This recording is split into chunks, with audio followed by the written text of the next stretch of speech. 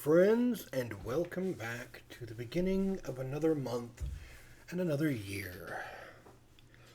We have our Humble Choice games finally. It may be a couple of hours late, but I had to work last night, so you're getting it on a Wednesday morning.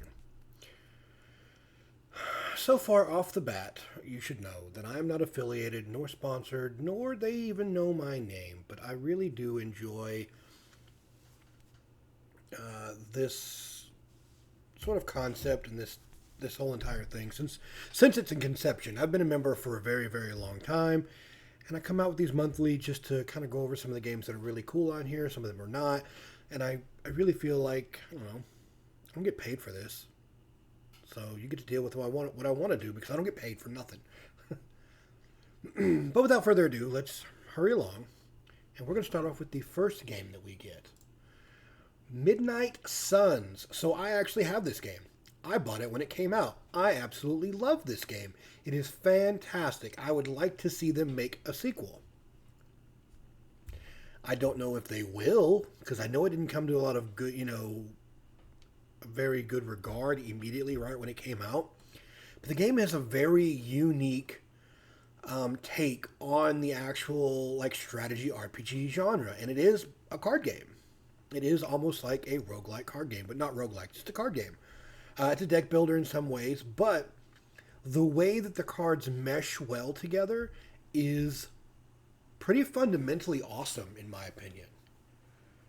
And if you haven't played this game, right now, getting this for the amount of money that they usually ask for in these things is a steal.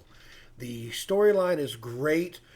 Some of the characters are really well fleshed out. Some of them are amazingly done.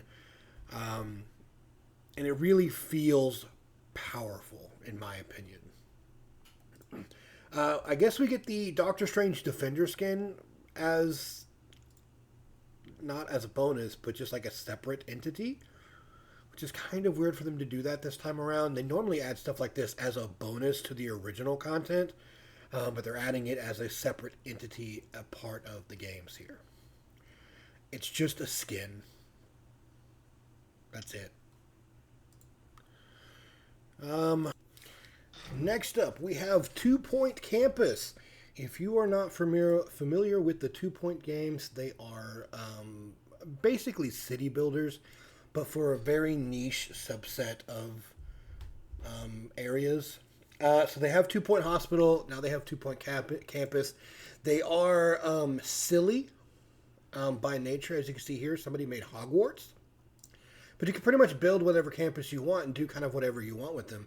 And they're really interesting games. Let me read you what it says here. It's time to spin academia on its head. Got a yearning for learning? Or just keen on to build an educational masterpiece? Campus is jam-packed with new creative tools to help you build the university of your dreams. For the first time, build in the great outdoors, you develop your own delightfully educational campus environment, housing the top teaching facilities in the land. Whether you prefer building on simple foundations or placing every tree, you can build the university as you want. These are really good games, honestly. Specifically if you like that sort of sim build, but it has a very silly, as I said, mentality. Yeah, so there are going to be lots of little silly things that you can do in the game, lots of little silly things that can be done. And I know that was me saying the same thing twice, just to fill time. Next up, we have Origami 2. I have not played these games at all, but they are action-adventure ninja games. So I love that you're giving you a single-player or a co-op mode.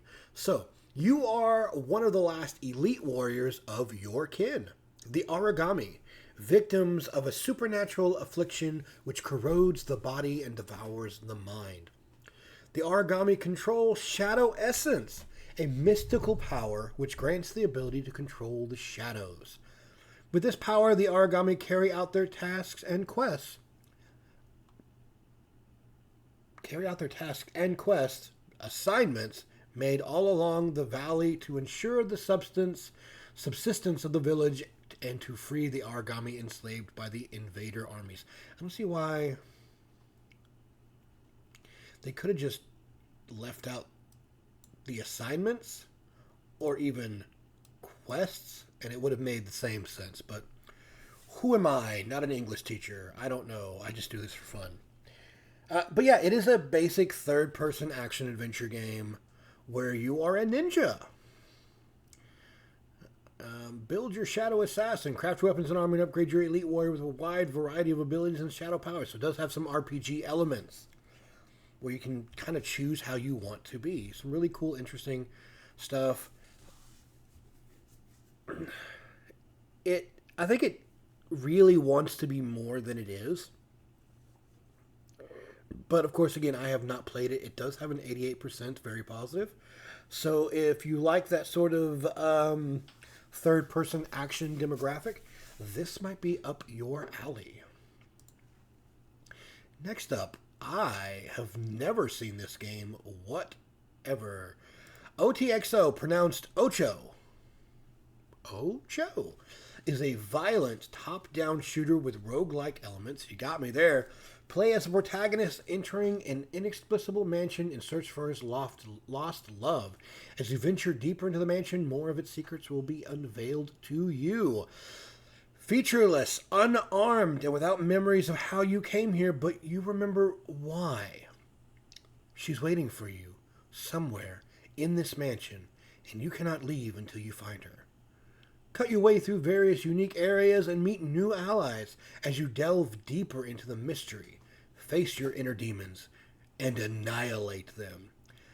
So the way that the gameplay here looks, it's very reminiscent of what is that really hard roguelike game? I have both of them. They came out several years ago, but now my mind is drawing a blank. So yeah, this looks kind of like basic hard shooting top down. A lot of massive variety of guns, over 100 abilities, and focus to dodge bullets at your disposal. That's cool. I like that you get bullet time. Kick down doors and eviscerate the variety of enemies standing in between you and your missions. Ocho will take the player through 8 areas with randomly laid out selection of rooms. Out of the over 150 handcrafted rooms built in the game, no 2 runs of the game will be the same. Huh. Looks cool. I like the black and white aesthetic with the red blood filter on there. A really interesting way of doing things. Yeah, I might play it. Next up, we have Rogue Book. This has been on my wish list for a little while. I just never really got up out to do it because, as you know, I like roguelike card games. It's one of my not-so-secret treasures. So, what do we got? The ancients speak of a book written since time immemorial, containing all the world's legends. After many fabulous adventures recounted in Faria, Chronicles of Gagana. Really? Gagana? Yeah.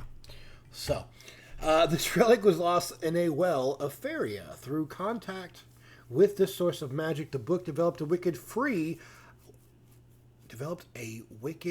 will of its own and became the Rogue Book. You are trapped in the Book of Lore of Faria, and each page represents a new challenge. Lead your 2 heroes to victory in the rogue-like deck builder developed in partnership with Richard Garfield, creator of Magic the Gathering. Put together the best synergies between cards, relics, and abilities, and take on the Rogue Book.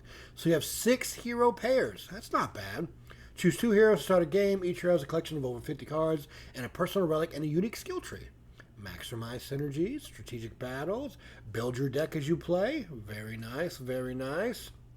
The book changes each time you open it. The map, along with its mysteries and dangers, are procedurally generated for a brand new challenge every time. Hours and hours of fun. 20 hours on average to beat the game. Wow, 20 hours on average to beat the game? Huh. 100 hours to unlock, progress at your own pace, 20 difficulty levels. But 20 hours just to beat the average game? That may be a little much for... I don't know. I'll still play it. Next up, we have The Red Lantern. The Red Lantern is a narrative dog sledding game about survival. You play as the Musher. The Musher. That what his called name is? As she makes the rash decision to start a new life in Alaska, along with her best friend, Chomper. Hey, my next door neighbor's dog is named Chomper. She assembles a dog sledding team and embarks on a journey to find her new home. Unfortunately, she isn't quite prepared for this adventure. She must learn to adapt so she can take care of herself and her dogs as they try to find their way through the wilderness. In this trail-based adventure game, you must manage your resources, care for your team, and learn from your failures to find your way home. Choose the 4 dogs that will complete your team, each with their own unique personalities and stories to discover. That's kind of cool. But it is a very narrative-driven game. So you get unlock upgrades to your sled and find tools to help you and your team on your journey. Take care of your dogs by hunting to collect meat, caring for them in camp, and making sure to rest. Doesn't seem like there'd be like any sort of like, I don't know, massively hard bits about the game, but you do get dogs to pet. And you hunt deer. Aw, gee. It's like Rick and Morty. Interesting. That'd be really cool to play. Next up, we have Hell Pie. It's done by Humble Bundle. And it has a very unique aesthetic already. Hell Pie is an obscene 3D platformer that takes bad taste to the next level. So kind of like Conker's Bad Fur Day. The game sees you grab the horns of Nate, the demon of bad taste. He is given the honorable task of gathering the disgusting ingredients for Satan's infamous birthday pie. To do so, Nate must venture out into the overworld and do whatever it takes to ensure those ingredients are secured in time, or they'll be hell to pay. Yeah. Luckily, Nate isn't alone on his quest. His pet, Angel Nugget, is there to offer support. Nugget offers his holy insight when needed, but more importantly, is chained to Nate, so he can be used like a grappling hook or swung around as a weapon. Nate can also equip horns he finds across the world to give him new hellish abilities. Together, Nate and Nugget will explore insane environments, meet tons of repugnant characters, and witness some shocking truths. Hell Pie is a seriously twisted take on the classic mascot platformer. Come along for the ride if you think you can stomach it. Yeah, it's like Conker's Bad Fur Day, but you are a demon. Twin Mirror. Now this has got some good stuff going along. Yeah, this looks to be really good. This, again, is another narrative-driven game. But I've seen it out, because it has been out for a little while. It reminds me a lot of...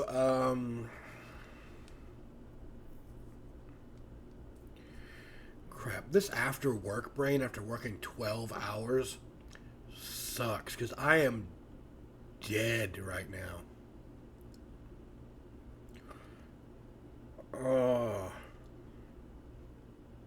Like Heavy Rain. Yeah, like Heavy Rain sort of stuff, right? So Sam Higgs left his hometown and everyone he knows behind 2 years ago. But the death of his best friend Nick calls the former investigative journalist back to confront the town's troubled past. And his own.